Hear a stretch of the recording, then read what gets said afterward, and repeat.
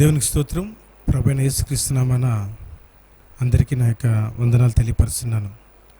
ఈ దినం మన కార్యక్రమాన్ని ప్రార్థనతో ప్రారంభించుకుందాం. ప్రేమ కలిగిన తండ్రి, దయగలిగిన రక్షక, గొప్ప దేవ, ప్రభా మీకు ఎంతో వందనాలు, స్తుతులు, స్తోత్రాలు. ప్రభా, మరి సర్వశక్తి కలిగిన దేవుడవు నీవే తండ్రి. అలాగే చెడు మార్గములో పయనిస్తున్న మమ్మలను క్షమించి మా యొక్క పాపములకు బదులుగా సిలువలో శిక్షను అనుభవించి పాప విముక్తులను చేసిన వాడవు నీవే ప్రభువా. పరలోక రాజ్యంలో మమ్మల్ని వారసులుగా చేసుకున్నావు. ఈ భూమి మీద సార్వత్రిక సంఘములో మమ్మల్ని చేర్చుకొని ప్రభా, మరి మీ బిడ్డలుగా ఉండడానికి మాకు మీరు అనుగ్రహించే అధికారాన్ని బట్టి మీకు ఎంతో వందనాలు చెల్లిస్తున్నాం. అలాగే ఈ సమయంలో ఈ వాక్యం వినిచిన ప్రతి ఒక్కరితో మీరు మాట్లాడమని దేవ సహాయం చేయమని కోరుచు యేసయ్య నామాన స్తుతించి ప్రార్థిస్తున్నాము తండ్రి, ఆమెన్.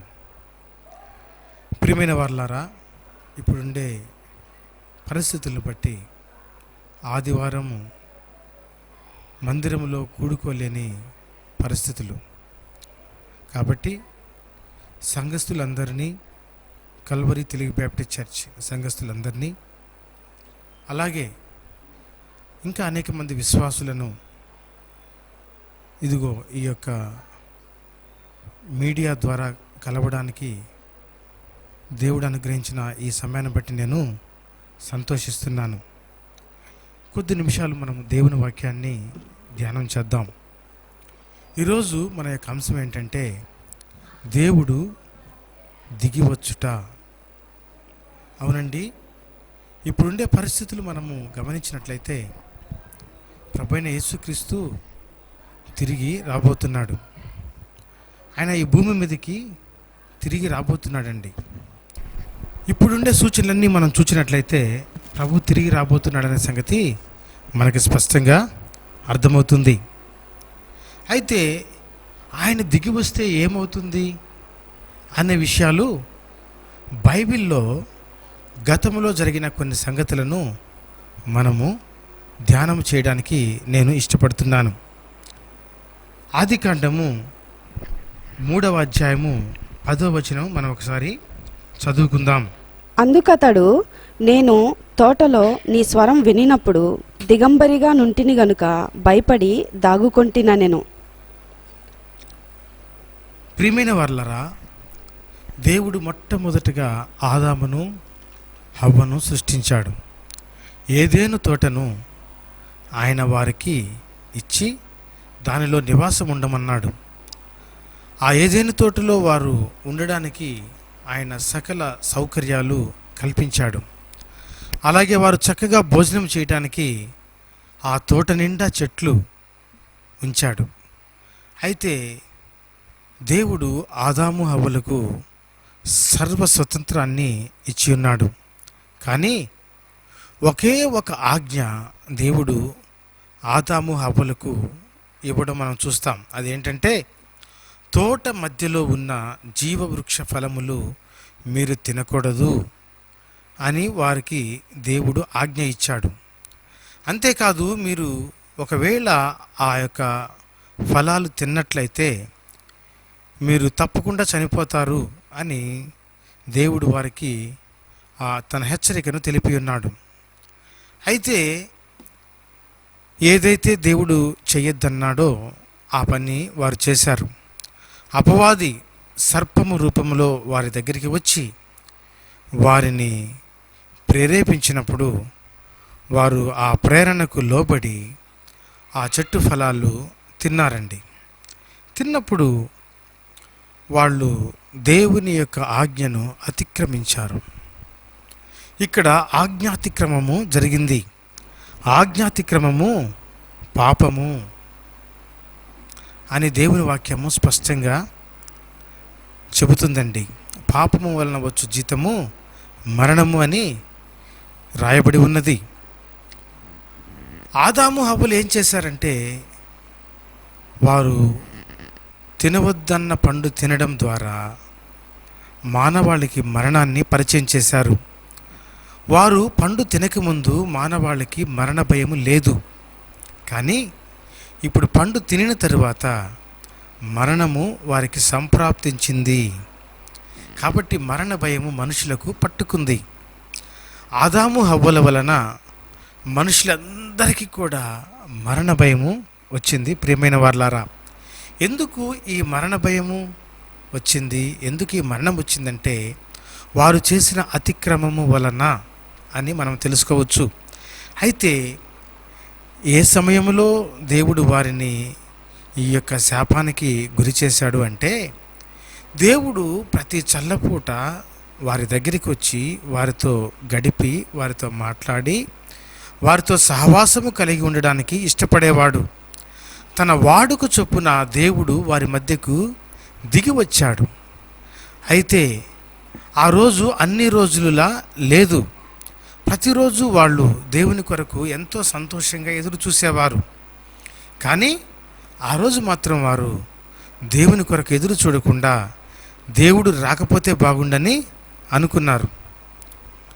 అనుకొని వారు చెట్ల మాటున దాక్కున్నారండి. చూసారా, వారు చేసిన అతిక్రమము మరణముతో పాటు గిల్టీనెస్ అంటే అపరాధ భావన వారికి కలుగజేసింది, భయాన్ని కలుగజేసింది, సంతోషం లేకుండా చేసింది, దేవుని నుంచి ఎడబాటు కలుగజేసింది. అప్పటి వరకు దేవుడిని ఎంతో ఇష్టపడేవారు, ఇప్పుడు దేవుడంటే భయము వారి జీవితాల్లో ఏర్పడింది. చూసారా, మానవుడు చేసిన అతిక్రమము దేవుడు దిగి వచ్చినప్పుడు ఆయన మానవులలో అతిక్రమము కనుగొన్నాడు. అప్పుడు మానవాళికి మరణము పరిచయమైంది. ఇది ఒక సందర్భము. మరొక సందర్భము కూడా నేను మీతో మాట్లాడాలని ఆశపడుతున్నాను. ఆదికాండము 6వ అధ్యాయము 11, 12 వచనాలు మనము చదువుకుందాం. భూలోకము దేవుని సన్నిధిని చెడిపోయి ఉండెను, భూలోకము బలాత్కారముతో నిండి ఉండెను. దేవుడు భూలోకమును చూచినప్పుడు అది చెడిపోయి ఉండెను, భూమి మీద సమస్త శరీరులు తమ మార్గమును చెరిపివేసుకొని ఉండిరి. చాలు. ఇప్పుడు మనం చదువుకున్న వాక్య భాగము నరులు భూమి మీద విస్తరింపనారంభించిన తరువాత చాలామంది భూమి మీద విస్తరించారు. అయితే వారి క్రియలు ఎలా ఉన్నాయి, వారి తలంపులు ఎలా ఉన్నాయి, వారు చేసే పనులు ఎలా ఉన్నాయి అంటే, దేవుడు దిగి వచ్చి వారి యొక్క క్రియలను, వారి తలంపులను ఆయన పరిశీలించాడు, పరీక్షించాడు. అప్పుడు ఈ భూమి మీద పరిస్థితి ఎలా ఉందో తెలిసినా చాలా భయంకరంగా ఉన్నదండి. చెడిపోయి ఉన్నది. ఏమాత్రం మంచి స్థితి ఈ భూమి మీద లేకుండా ఉన్నది. బలాత్కారము ఈ భూమి మీద ఉన్నది. భూమి మీద ఉండే సమస్త శరీరులు తమ మార్గములను చెడిపి వేసుకొని ఉన్నారండి. మంచితనం అనేది లేనేలేదు. చెడు మార్గాలలో వాళ్ళు నడుస్తున్నారు. ప్రియమైన వాళ్ళారా, అవునండి, ఇప్పుడు కూడా మానవుల పరిస్థితి అలాగే ఉన్నది. మానవుల పరిస్థితి ఎలాగుందంటే తప్పు మార్గములలో నడుస్తున్నారు. చూడండి, ఈరోజు మానవులు వారి యొక్క ఆలోచనల్లో కానీ, వారి యొక్క మాటల్లో కానీ, వారి సంభాషణలో కానీ తాము చేసే తప్పుల గురించిన ఆలోచనలు ఎంత మాత్రము కనబడటం లేదు. వారు ఎలా జీవించాలి, ఎలా బ్రతకాలి, ఎలా సంతోషించాలి, ఎలా ఆనందించాలి అని మాత్రమే వాళ్ళు ఆలోచిస్తున్నారు. కానీ వారి యొక్క తప్పు మార్గముల గురించి ఎవరు ఆలోచించడం లేదండి. చూడండి, ఇప్పుడు ప్రపంచాన్ని కరోనా మహమ్మారి పట్టి పీడిస్తూ ఉన్నది.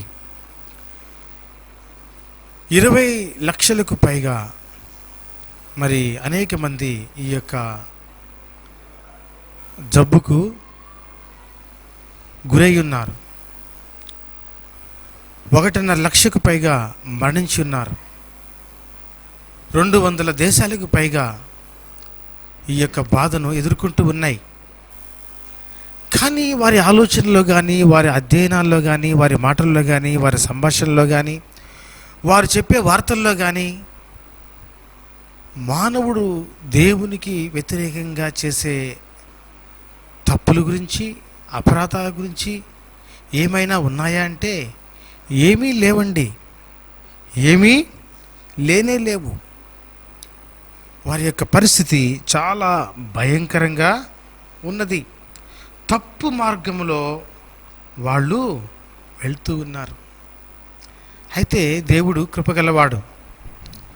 ఏమైందంటే ఈ భూమి మీద మనుషులందరినీ కూడా దేవుడు జలప్రళయముతో తుడిచివేశాడు. కానీ తన కృపను ఆయన నోవహు పట్ల చూపించాడు. 8 మంది రక్షించబడ్డారండి. 8 మంది ఓడలో ఉండి రక్షించబడ్డారు. అవును, ఈ భూమి మీదకి దేవుని యొక్క ఉగ్రత వచ్చిన ప్రతిసారి కూడా దేవుడు ఆ ఉగ్రత నుంచి తప్పించుకోవడానికి కూడా వాళ్ళకి ఒక మార్గాన్ని కలుగజేస్తూ ఉన్నాడు. భూమి మీద ఉండే మనుషులందరినీ ఆయన తుడిచినప్పటికీ కూడా, తీసివేసినప్పటికీ కూడా పూర్తిగా తుడిచివేయకుండా తాను చేసిన సృష్టి అయిన మానవాళి ఇంకా ఈ భూమిని పరిపాలించాలని, వారు అభివృద్ధి చెందాలని, వారు మార్పు పొందాలనే ఆశతో ఆయన ఆ శేషాన్ని ఈ భూమి మీద ఉంచి ఉన్నాడండి. అలాగే ఆదాము తప్పు చేసినప్పుడు కూడా, ఇదిగో నీవు దీనిని తినుదినమున నిశ్చయముగా మరణించదు అని దేవుడు ఆదాముతో చెప్పిన మాటను నెరవేర్చక ఆ దినమే వారిని చంపలేదు. వారి పట్ల తన కృపను చూపించాడు. వారికి కొంత ఆయుష్ ఇచ్చాడు. ఆ రోజుల్లో కనీసము 1000 సంవత్సరాల వరకు వారు బ్రతుకుతూ ఉన్నారు.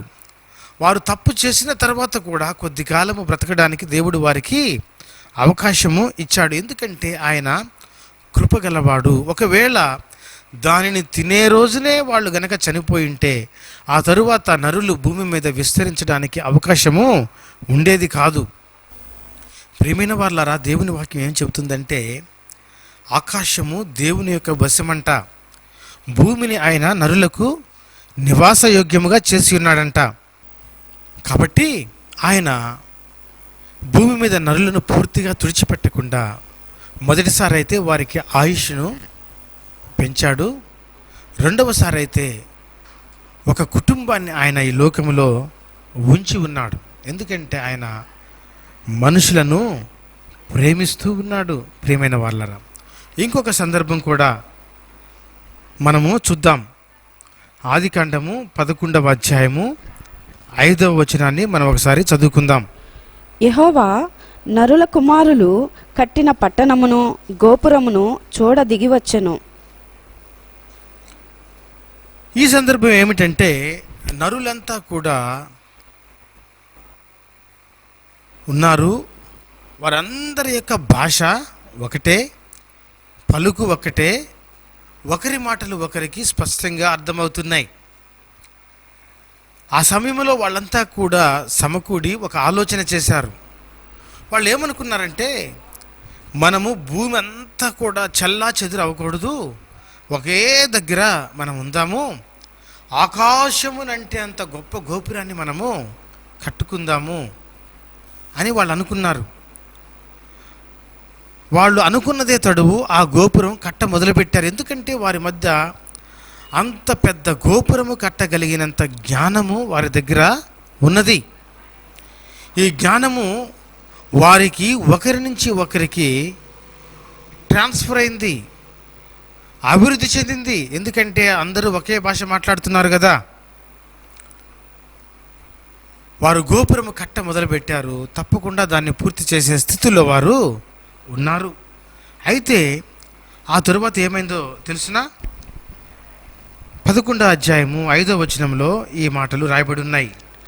యెహోవా నరుల కుమారులు కట్టిన పట్టణమును గోపురమును చూడ దిగి వచ్చెను. ఆయన మళ్ళీ దిగి వచ్చాడు. మొదటిసారి ఆదాము సందర్భంలో ఆయన దిగి రావడం మనం చూసాం. అలాగే రెండవసారి నోవహు సందర్భంలో కూడా ఆయన దిగి రావడం మనం చూసాం. అలాగే ఇప్పుడు ఈ బాబెలు గోపుర సమయంలో ఆయన దిగి రావడం మనము చూస్తూ ఉన్నామండి. అయితే దేవుడు ఏమంటున్నాడో తెలుసా? నరులు ఈ పని ప్రారంభించారు, తప్పకుండా వాళ్ళు దీన్ని ముగిస్తారు, ఏ ఆటంకము వారికి ఉండదు అని అనుకొని వారి యొక్క భాషలు మార్చేశారు. ఆ తరువాత ఒకరి భాషలు వారికి అర్థం కాలేదు. వారంతా కూడా భూమి అంతా చెల్లా చెదురైపోయారు. ఆ యొక్క గోపురాన్ని కట్టడం వాళ్ళు ఆపేశారు ఆ దినంతో. చూడండి, ఎందుకు దేవుడు ఇలా చేశాడు అనే అనుమానం మనకి కలుగుతుంది. ఎందుకు దేవుడు ఇలా చేశాడు? ఎందుకంటే దేవుడు మనుషులను చేసినప్పుడు ఆయన ఎందుకు చేశాడో తెలిసిన? మీరు ఫలించి అభివృద్ధి పొంది విస్తరించి భూమిని నిండించి దానిని లోపరుచుకోండి అన్నాడు. అంటే విస్తరించమన్నాడు. భూమి అంతా విస్తరించి దానిని నిండించి లోపరుచుకోండి అన్నాడు. కానీ ఇప్పుడు మనుషులు ఏం చేస్తున్నారు? ఒకే ప్రాంతంలోనే ఉండి ఈ భూమిని వారు స్వతంత్రించుకోవడానికి ఇష్టపడటం లేదు. అందుకే దేవునికి ఈ ఆలోచన నచ్చలేదండి. అందుకే వారి భాషలు మార్చేశాడు. దేవుడు ఎందుకు ఇలాగ చేశాడు అనే ఆలోచన కలిగినప్పుడు, ఎందుకు దేవుడు ఇలాగ చేశాడంటే, ప్రియమైన వాళ్ళారా, సాతానుడు అపవాది దేవుని సన్నిధిలో తప్పు చేసినప్పుడు, అక్కడి నుంచి పడద్రోయబడినప్పుడు సర్వ సృష్టి కూడా నాశనానికి లోనైంది. అయితే సాతాను వలన పడిపోయిన దేవదూతల వలన నాశనానికి లోనైన ఈ యొక్క సర్వ సృష్టిని దేవుడు సాతాను యొక్క అధికారం నుంచి విడిపించి వాటన్నిటినీ బాగు చేసే పనిలో దేవుడు ఉన్నాడు. ఆ పనిలో భాగంగా దేవుడు 6 రోజులు ఈ సృష్టినంతా కూడా బాగు చేశాడు.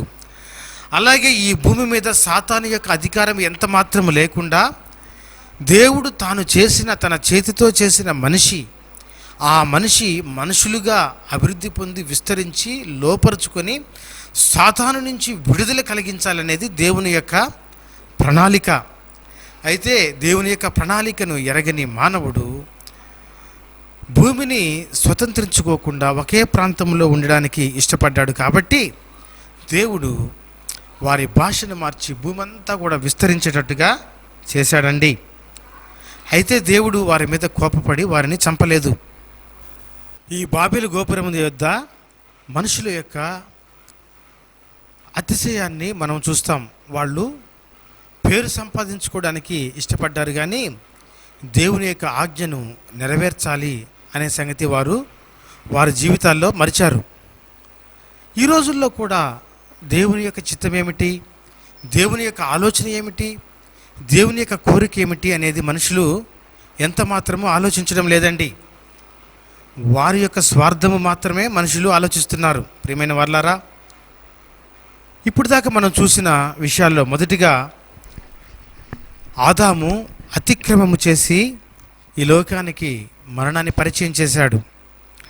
అలాగే నోబహు సమయంలో ఉండే ప్రజలు చెడు మార్గాన్ని అనుసరించి మానవాళి అందరూ కూడా జలప్రళయంలో మరణించేటట్టుగా చేయడం జరిగింది. అలాగే బాబెలు సమయంలో మనుషులు దేవుని గురించి, దేవుని యొక్క చిత్తం గురించి ఆలోచించక తమ సొంత కీర్తి ప్రతిష్టల గురించి ఎక్కువగా ఆలోచించి చెల్లాచెదురైపోవడం, భూమి అంతా కూడా చెల్లాచెదురైపోవడం జరిగింది. అలాగే 4వ అంశాన్ని మనము ఇప్పుడు చూద్దామండి. ఆదికాండము 18వ అధ్యాయము 20 నుంచి 21వ వచనాల వరకు మనము చదువుకుందాం. మరియు యెహోవా సొదొమ గొమొర్రాలను గూర్చిన మొర గొప్పది గనుక వాటి పాపము బహుభారమైనది గనుక నేను దిగిపోయి నా యొద్దకు వచ్చిన ఆ మొర చొప్పుననే వారు సంపూర్ణముగా చేసిరో లేదో చూచెదను. చేయని ఎడల నేను తెలుసుకొందునెను. చాలు. చూడండి, దేవుడు ఏమంటున్నాడంటే, ఈ సొదొమ గొమొర్రాల గూర్చిన మొర గొప్పది అంటున్నాడు. గొప్పది. చూడండి, ప్రతిసారి కూడా మనం గొప్ప గొప్ప గొప్ప అనే చూస్తున్నాం. అవును, ఆదాము చేసిన అతిక్రమము చాలా గొప్పది. గొప్పదంటే మంచిదని కాదు, చాలా పెద్దది. అలాగే నోవహు సమయంలో భూమి మీద మనుషులు చేసిన చెడుతనము చాలా గొప్పది. అంటే గొప్పదంటే చాలా ఎక్కువగా ఉన్నది అని అర్థం. అలాగే బాబెలు సమయంలో మనుషులు ఆ గోపురము చాలా గొప్ప గోపురం కట్టి గొప్ప కీర్తిని సంపాదించుకోవాలని వారు ఆశపడ్డారు. ఇప్పుడైతే సొదొమ గొమొర్రాలో మనం చూసినట్లయితే వారు చేసిన పాపము చాలా భయంకరంగా ఉన్నది. అలాగే ఆ పాపము గురించిన మొర దేవుని సన్నిధికి చేరి ఉన్నది. ఆ మొర చాలా గొప్పదిగా ఉన్నది. అయితే దేవుడు సొదొమ గొమొర్రాలకు కొంచెం సమయం ఇచ్చాడు. ఎందుకు సమయం ఇచ్చాడో తెలిసినా? ఎందుకంటే వాళ్ళ యొక్క పాపము సంపూర్ణం అవ్వాలంట. అంటే 95% వాళ్ళు పాపం చేశారు, ఇంకొక 5% పాపం చేయాలి. ఆ 5% కూడా చేశారో లేదో చూస్తాను. ఒకవేళ అది కూడా చేస్తే వాళ్ళ పాపము సంపూర్ణం అవుతుంది. కాబట్టి ఆ పట్టణాన్ని అగ్ని గంధకాలతో నాశనం చేయడానికి దేవుడు ఇష్టపడ్డాడండి. చూడండి ప్రియమైన వాళ్ళారా, ఈరోజు మనుషులు పాపము చేసి చెడు కార్యాలు చేసి మాకేమీ జరగడం లేదు, మేము బాగానే ఉన్నాం, సంతోషంగా ఉన్నాం, గొప్పగా ఉన్నాం, ఆనందిస్తున్నాం అని అనుకుంటూ ఉన్నారు. కానీ దేవుడు మీకు ఒక సమయం ఇచ్చాడు అనే సంగతి మీరు ఆలోచించుకోవడం లేదు. ప్రియమైన వాళ్ళారా, దేవుని గురించి ఆలోచించుకోకుండా మీ యొక్క పాపము యందు మీ యొక్క ఇహలోక భోగముల యందు సంతోషించు వారలారా, మీ జీవితాల్లో దేవునికి స్థానము ఏమాత్రం ఇయ్యని వారలారా, ఇదిగో ఈరోజు మీరు బ్రతికి ఉన్నారని సంతోషించబాకండి. మన జీవము ఏ పాటిది? మనము నిన్నటి వారమే అని భక్తుడు చెప్తున్నాడు. మన జీవం ఎలాంటిదంటే అడవిలో పువ్వు, అడవి పువ్వు లాంటిది. ఉదయాన్నే ఎంతో అందంగా ఉంటుంది, మధ్యాహ్నం ఎండకు వాడబారి సాయంత్రం గాలికి ఊడిపోయి ఎగిరిపోతుందండి. ఇలాంటి జీవము మనం కలిగి ఉన్నాం. అంతేకాదు దేవుడు మనకు అవకాశం ఇచ్చాడు కాబట్టి ఇంకా ఒకవేళ మనం మారు మనసు పొందుతామేమో అని ఎదురు చూస్తున్నాడు కాబట్టి మనం బ్రతికి ఉన్నాం. కానీ మనమేదో గొప్పవారమని కాదండి. దేవుడు మనల్ని ప్రేమిస్తున్నాడు. ఒకవేళ నీ పాపములు ఇంకా సంపూర్ణం కావాలని దేవుడు ఎదురు చూస్తున్నాడేమో. ఒకసారి ఆలోచించుకో. ఈ సొదొమ గొమొర్రా ప్రజలు సంపూర్ణమైన పాపము చేసి ఉన్నారు. అందుకే ఆ పట్టణము అగ్ని గంధకముల చేత కాల్చబడి ఉన్నది. కానీ దేవుడు ఆ పట్టణంలో ఉండే నీతిమంతుడైన లోతును కాపాడి ఉన్నాడు, రక్షించి ఉన్నాడు. ప్రియమైన వాళ్ళరా, చూడండి, ఇన్ని సందర్భాల్లో కూడా దేవుని కృపను మనం చూస్తాం. ఆదాముకు దేవుడు ఆయుష్ను పొడిగించాడు. అలాగే నోవహు సమయంలో అందరినీ జలప్రళయంలో ఆయన నశింపజేసినప్పటికీ కూడా నోవహు కుటుంబం పట్ల ఆయన కృప చూపాడు. అలాగే బాబెలు సమయంలో కూడా వారిని ఆయన ఏమి చేయలేదు, కానీ వారి భాషలు మాత్రమే మార్చి చెదరగొట్టాడు. అలాగే సొదొమ గొమొర్రాను ఆయన కాల్చినప్పుడు నీతిమంతుడైన లోతును ఆయన కాపాడినట్లు దేవుని వాక్యంలో మనము చూస్తాం. చూడండి, ఈరోజు కరోనా మహమ్మారి ఈ భూమి మీదకి వచ్చిందంటే అర్థమేమిటి? దేవుడు ఈ ప్రపంచం మీదకి వచ్చి ఈ భూమి మీద ఏం జరుగుతుందో చూస్తున్నప్పుడు ఈ భూమి మీద పరిస్థితి బాగలేదండి. దేవునికి ఏమాత్రం ఇష్టపూర్వకంగా లేదండి. అందుకే ఇలాంటిది వచ్చింది. చాలా భయంకరమైన పరిస్థితి వచ్చింది. తప్పకుండా శిక్షించాల్సిన పరిస్థితి వచ్చింది. దేవుడు తన మాటకు లోబడవలసిన పరిస్థితి వచ్చింది. అలాగే ఆయన ఈ సృష్టి మనుషులు చేస్తున్న పాపము వలన పడుతున్న ప్రసవ వేదన నుంచి ఈ సృష్టిని విడిపించాల్సిన సందర్భం వచ్చింది. ఎందుకంటే పాపము మీద దేవుని యొక్క ఉగ్రత ఉన్నది. ఆయన పాపాన్ని సహించేవాడు కాదు, ఆయన పరిశుద్ధుడు. అయితే ఇంతకాలం ఎందుకు ఎదురు చూశాడు? ఇప్పటి వరకు పాపాలు లేవా? ఉన్నాయి. అలా ఉన్న సందర్భాల్లో వాటి యొక్క సంపూర్ణత జరిగిన ప్రతిసారి దేవుడు తన యొక్క ఉగ్రతను వారి మీదకి రప్పిస్తూనే ఉన్నాడు. అలాంటి సందర్భం చరిత్రలో ఇప్పుడు ఈ తరంలో, మన తరంలో కూడా వచ్చింది.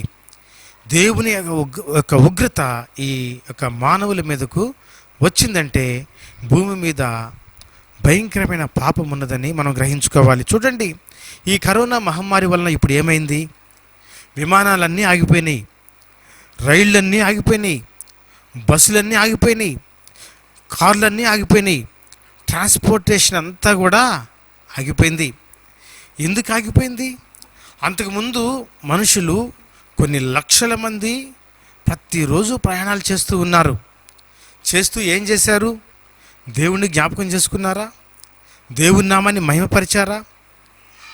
మన కొరకు ఈ లోకానికి మానవుడిగా వచ్చిన యేసు ప్రభువుని గురించి ఆలోచించారా? యోహాను సువార్తలో ఆయన గురించి రాయబడిన మాటలండి. ఆయన వెలుగయుండెను, ఆ వెలుగు చీకటిలో వెలిగించుచున్నది, కానీ ఆ చీకటి ఆ వెలుగును గ్రహింపకుండెను అని దేవుని వాక్యంలో రాయబడి ఉన్నది. అంతేకాదు, ఆయన తన స్వకీయుల యొద్దకు వచ్చెను, వారు ఆయనను అంగీకరించలేదు అని రాయబడి ఉన్నది.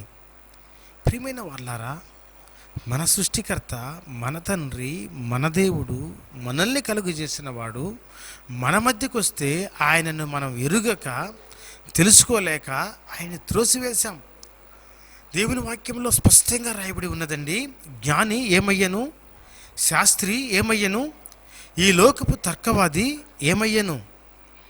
ఇంతమంది ఉన్నారు, కానీ దేవుని గ్రహించిన వారు ఎవరు? చూడండి, దేవుడు ప్రేమ కలిగిన వాడు, కృప కలిగిన వాడు, దయగలిగిన వాడు. ఆయన కృప ఎంతో గొప్పది. ఆయన తనను తాను ఈ లోకములో జ్ఞానులైన వారికి బయలుపరచుకోలేదు, కానీ ఈ లోకములో నీచులుగా పిలువబడిన వారికి, తృణీకరించబడిన వారికి, వెర్రివారిగా పిలువబడిన వారికి ఆయన తను తాను ప్రత్యక్షపరుచుకున్నాడు. ప్రియమైన వారలారా, ఎంత కృప కలిగిన దేవుడు, ఎంత దయగలిగిన దేవుడు. కానీ ఆయన పట్ల మనము వ్యవహరిస్తున్న విధానము ఎంత భయంకరమైనదో ఒకసారి మనము ఆలోచించుకోవాలి. ఈ లోకములో ఎంత పాపం ఉన్నదంటే ఆయన శిక్ష, భయంకరమైన శిక్ష వచ్చేంత పాపము ఇప్పుడు ఉన్నది అనే విషయం మనము గ్రహించాలి. అయితే దేవుడు ఈ లోకానికి దిగి వచ్చిన మరొక సందర్భం ఏంటో తెలిసిన? యోహాను సువార్త 1వ అధ్యాయము 11-14 వచనాలు మనం చదువుకుందాం. ఆయన తన స్వకీయుల యొద్దకు వచ్చెను, ఆయన స్వకీయులు ఆయనను అంగీకరింపలేదు. ఆ వాక్యము శరీరధారి అయి కృపాసత్య సంపూర్ణుడుగా మన మధ్య నివసించెను. తండ్రి వలన కలిగిన అద్వితీయ కుమారుని మహిమ వలె మనము ఆయన మహిమను కనుగొంటిమి. అవునండి, దేవుడు ప్రతిసారి ఆయన యెహోవా దేవుడిగా ఈ భూమి మీదకి దిగి వచ్చినప్పుడు ఈ భూమి మీద ఆయన కనుగొన్న పాపము మనుషుల యొక్క శాపానికి గురయ్యేటట్లుగా చేసింది. అయితే దేవుడు ఈసారి భూమి మీదకి వచ్చి చూడాలనుకున్నప్పుడు ఆయన భూమిని, మనుషులను శపించడం, వారిని చంపడం, వారిని నాశనం చేయటం ఆయనకు ఇష్టం లేదు. అందుకే ఆయన ఈసారి ఆయన ఎలాగొచ్చాడో తెలిసినా? ఆయన ఒక మానవుడిగా ఈ లోకానికి వచ్చాడు, ఒక శరీరధారిగా వచ్చాడు, రక్త మాంసములు ధరించుకొని ఈ లోకానికి వచ్చాడు. ఆయన ప్రేమ చూపించడానికి ఈ భూమి మీదకి వచ్చాడు. ఆయన ఈసారి భూమి మీదకి మనుషులను చంపడానికి రాలేదండి, నశించిపోయే దానిని వెదకి రక్షించుటకు ఆయన ఈ భూమి మీదకి వచ్చాడు. మనుషులందరికీ రావలసిన చావును ఆయనే భరించడానికి ఈ లోకానికి వచ్చాడు. శరీరధారిగా ఈ లోకానికి వచ్చాడండి. అవును, ఈసారి ఆయన దిగి వచ్చినప్పుడు ఆయన శరీరధారిగా వచ్చాడు. దేవుని యొక్క మహిమను మనుషులమైన మనకు బయలుపరిచాడు. దేవుని ప్రేమను తెలియజెప్పాడు. అంతేకాదు, ఆయన మన పట్ల కనికరము చూపించాడు. ఆయన ప్రతిసారి చూపిస్తున్న కృప, ఆదాము మొదలుకొని నోవహు మొదలుకొని, లోతు మొదలుకొని, బాబెలు, ఈ అన్ని సందర్భాల్లో చూపిస్తున్న కృప ఈసారైతే సంపూర్ణమైన కృపతో వచ్చాడు. ఆయన కృపా సత్య సంపూర్ణుడుగా మన మధ్య నివసించను అని దేవుని వాక్యంలో రాయబడి ఉన్నది. సంపూర్ణమైన కృప ఆయన మనల్ని మన పట్ల చూపించాడు, మనకు అనుగ్రహించి ఉన్నాడు. ప్రియమైన వారలారా, ఈసారి ఆయన మనల్ని చంపలేదు, ఈసారి మనమే ఆయన్ని చంపాం, ఎరుగక తెలియక. కానీ ఇంత ఘోరమైన దుష్కార్యము మనము చేసినప్పటికీ కూడా ఆయన ప్రేమ కలిగిన వాడు కాబట్టి ఆయన ఒక ప్రార్థన చేశాడు. తండ్రి, వీరేమి చేయుచున్నారో వీరెరుగరు కనుక వీరిని క్షమించుము అని ఆయన మన కొరకు ప్రార్థన చేశాడు. ఎందుకంటే మనము ఎంత ఘోరమైన తప్పిదం చేశాము. మన సృష్టికర్త అయిన దేవుని సిలువ వేసి చంపడం ద్వారా చాలా భయంకరమైన పాపం చేశాం. ఈ భయంకరమైన పాపానికి మన మీదకు ఇంతకు ముందు ఎన్నడూ రానంత ఘోరమైన శిక్ష రావాలి, కానీ రాలేదు. ఎందుకంటే ప్రభువైన యేసుక్రీస్తు మనందరి తరపున తండ్రికి ప్రార్థన చేశాడు. ఆ ప్రార్థన ఏమిటంటే, తండ్రి, వీరేమి చేయుచున్నారో వీరెరుగరు, వీరిని క్షమించు అని ప్రార్థన చేశాడు. అవునండి, యేసుక్రీస్తు యొక్క ప్రార్థన తండ్రి అయిన దేవుడు ఆలకించి మనల్ని క్షమించాడు. పాపము నుండి, శాపము నుండి మనల్ని విడిపించాడు, నరకము నుండి తప్పించాడు, మరణ భయాన్ని మన నుండి తీసివేశాడు, మరణము మీద మనకు విజయాన్ని అనుగ్రహించాడు. ప్రభువైన యేసుక్రీస్తు మరణాన్ని జయించి పునరుద్ధానుడిగా తిరిగి లేచాడు కాబట్టి ఆయన యందు విశ్వాసం ఉంచిన మనమందరము కూడా తిరిగి మరణాన్ని జయించి తిరిగి లేస్తామనే నమ్మకాన్ని, విశ్వాసాన్ని మనకు అనుగ్రహించాడు. ఆయన మొదట తిరిగి లేయటం వల్ల ఒక వ్యక్తి మరణాన్ని జయించి తిరిగి లేస్తే మిగతా వారు కూడా లేస్తారనే నమ్మకం కలుగుతుంది. ఆ నమ్మకం మనకి ఇప్పుడు కలిగింది. ఎందుకంటే శరీరధారిగా వచ్చిన ప్రభువైన యేసుక్రీస్తు మరణాన్ని జయించి తిరిగి లేచాడు కాబట్టి మనము కూడా తిరిగి లేస్తాం. మరణముపై మనకు విజయము దేవుడు కలుగజేశాడు. మరణపు ముళ్ళును ఆయన విరిచాడు. కాబట్టి ప్రియమైన వాళ్ళారా, మరణ భయము మనకు అక్కర్లేదు. దేవుడు తన బిడ్డలైన వారిని తప్పకుండా కాపాడుతాడు. అంతేకాదు, ఈ లోకములో మన యొక్క జీవితకాలము అశాశ్వతమైనది. ఒకవేళ ఈరోజు మనం బ్రతికినా కూడా మరొక దినమున తప్పకుండా మనము చనిపోవలసి వస్తుంది. అయితే ఆయన యందు విశ్వాసం ఉంచిన మనము మరణానికి భయపడము. ఎందుకంటే ఆయన యందు విశ్వాసం ఉంచిన వాడెవడు కూడా చనిపోడు. ఒకవేళ చనిపోయినా కూడా తిరిగి బ్రతుకుతాడని దేవుని వాక్యంలో స్పష్టముగా రాయబడి ఉన్నది. కాబట్టి ప్రియమైన వారలారా, ప్రభువైన యేసుక్రీస్తునందు విశ్వాసము ఉంచండి. యేసుక్రీస్తు అంటున్నాడు, నేనే మార్గము, నేనే సత్యము, నేనే జీవము, నా ద్వారానే తప్ప ఎవడునూ తండ్రి యొద్దకు వెళ్ళలేడని చెప్తున్నాడు. కాబట్టి యేసునందు విశ్వాసం ఉంచుదాం. మన పాపము గురించి మనం భయపడాల్సిన అవసరం లేదు. యేసు కృపగలవాడు. ఆయన యందు విశ్వాసం ఉంచినట్లయితే ఆయన మన పాపాలన్నీ కడిగి వేస్తాడు.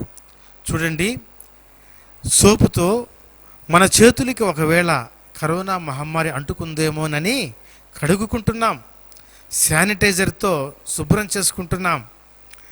మన మూతికి, మన నోట్లోకి ఆ మహమ్మారి రాకుండా మాస్కులు అడ్డం పెట్టుకుంటున్నాం. ప్రియమైన వారలారా, ప్రభువైన యేసుక్రీస్తు నీకు రక్షణ ఇస్తాడు, ప్రొటెక్షన్ ఇస్తాడు. ఆయన నీకు ఆశ్రయదుర్గంగా ఉంటాడు. పాపమనే మహమ్మారి నీకు తగలకుండా ఆయనే నీకు అడ్డుగా ఉంటాడు. అంతేకాదు, ఆయన రక్తము నిన్ను పవిత్రుడిగా చేస్తుంది. యేసు రక్తము నీ పాపముల నుండి నిన్ను పరిశుద్ధుడిగా కడుగుతుంది, పరిశుభ్రపరుస్తుంది. నీ పాపాన్నంతా తీసివేస్తుందండి, నీ పాపాన్నంతా తీసివేస్తుంది. ఒక్క వ్యక్తికి వచ్చిన కరోనా ఈరోజు ప్రపంచమంతా వ్యాప్తి చెందితే ఒకే వ్యక్తి అనగా ప్రభువైన యేసుక్రీస్తు కల్వరి కొండ మీద మన కొరకు కార్చిన ఆ రక్తము మనుషులందరినీ వారి పాపముల నుండి తప్పకుండా విడిపిస్తుంది అని ప్రతి ఒక్కరి కూడా నమ్మమని, గ్రహించమని కోరుచున్నాను. ప్రభువైన యేసుక్రీస్తు నిన్ను ప్రేమిస్తున్నాడు. ఆయన ప్రేమ మమ్మలను బలవంతము చేయగా ఆయన ప్రేమను మీకు ప్రకటిస్తున్నాం. ఆయన యందు విశ్వాసం ఉంచండి, ఆయన స్తుతించండి, ఆయన నామాన్ని మహిమపరచండి, ఆయన నామం పేరట ప్రార్థన చేయండి. ఆయన కనికరం కలిగిన వాడు, కృప కలిగిన వాడు. ఒకవేళ ఆయన నీనివే పట్టణాన్ని రక్షించినట్లు ఇప్పుడు ఈ భూగోళాన్ని కూడా రక్షిస్తాడేమో. కాబట్టి ప్రార్థన చేద్దాం, తప్పులు ఒప్పుకొని ప్రార్థన చేద్దాం, మన దేవుని నామాన్ని మహిమపరుద్దాం, ఆయన అంగీకరించుదాం, మన హృదయంలోకి స్వీకరించుదాం. ప్రేమ కలిగిన తండ్రి, దయలేని రక్షక, గొప్ప దేవ, ప్రభా మీకు ఎంత వందనాలు. ఎంతమంది ఈ సమయంలో మీ మాటలు విని ఆశీర్వదించబడ్డారో, బలపరచబడ్డారో, ప్రేరేపించబడ్డారో వారిని దీవించండి, బలపరచండి. మీ పరిశుద్ధాత్మ ముద్ర వారికి వేయమని కోరుచున్నాం. సంపూర్ణమైన రక్షణలో స్థిరపరచమని, ఆత్మీయమైన భద్రత వారికి దయచేయమని, సాతాను నుంచి రక్షించమని, కరోనా మహమ్మారి నుంచి కాపుదల ప్రతి ఒక్కరికి దయచేయమని కోరుచు, అలాగే మీ యందు విశ్వాసం ఉంచిన మీ బిడ్డలందరికీ తండ్రి మీ దేవదూతల కంచె వేసి మీ కాపుదల దయచేయమని కోరుచు, ప్రభా మీకు ఎంతో వందనాలు చెల్లిస్తూ యేసయ్య నామమున స్తుతించి ప్రార్థిస్తున్నాము తండ్రి. ఆమేన్. సమస్త జ్ఞానమునకు మించిన తండ్రి యొక్క సమాధానము, ఆయన కుమారుడైన యేసుక్రీస్తు కృప, పరిశుద్ధాత్మ దేవుని అన్యోన్య సహవాసము ఇప్పుడు ఎల్లప్పుడూ ఈ యొక్క ఆరాధనలో పాల్గొన్న ప్రతి ఒక్కరికి, ఈ సందేశం విన్న వారికి, ప్రేరేపించబడిన వారికి, ఆయన బిడ్డలందరికీ, సకల పరిశుద్ధులకు సదాకాలము తోడయండి నడిపించునుగాక. ఆమేన్, ఆమేన్. అందరికీ వందనాలు. దేవుడు మిమ్మల్ని దీవించి ఆశీర్వదించునుగాక. ఆమేన్.